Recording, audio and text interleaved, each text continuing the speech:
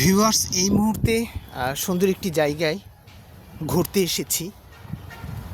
এই যে জায়গাটি দেখছেন, এটি বাংলাদেশ চিড়িয়াখানা মিরপুরের ভেতরের একটি অংশ। চিড়িয়াখানায় আসলেই আপনি চিড়িয়াখানার সাথেই সুন্দর এই লেকটি দেখতে পাবেন।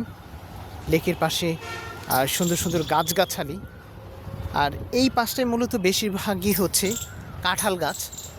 গাছগুলোতে বেশ কাঁঠাল এসেছে।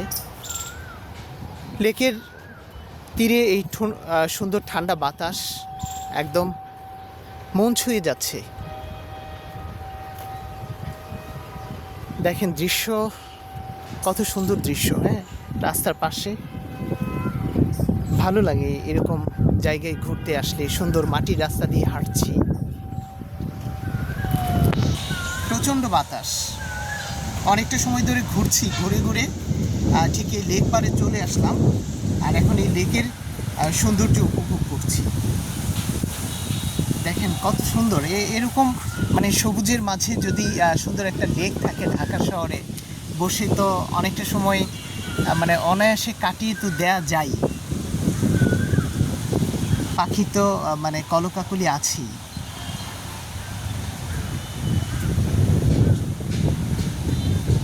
সুন্দর বাগান, কাঁঠাল বাগান, আর এই পাশে অন্যান্য গাছও দেখা যাচ্ছে।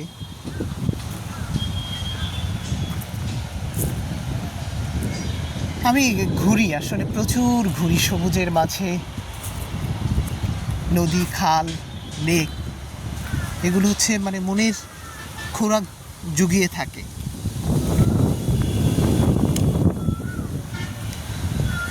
অনেকেই ঢাকা শহরের মধ্যে সবসময় একটু চিন্তা করেন যে গ্রামীণ ফিল আছে, এরকম জায়গা খুঁজে থাকেন। আপনাদের হাতের কাছে এই মিরপুরে এই সুন্দর জায়গাটি।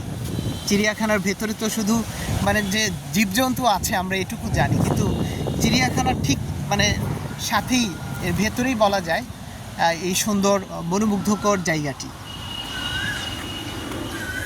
দেখেন মানে কুহু কুহু পাখি ডাকছে।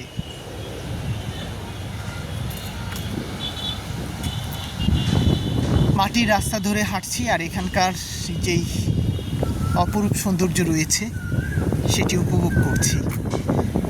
এর ভেতরে কিন্তু প্রচুর কাঁঠাল গাছ আছে। কাঁঠাল গাছগুলোতে হিউজ কাঁঠাল এসেছে।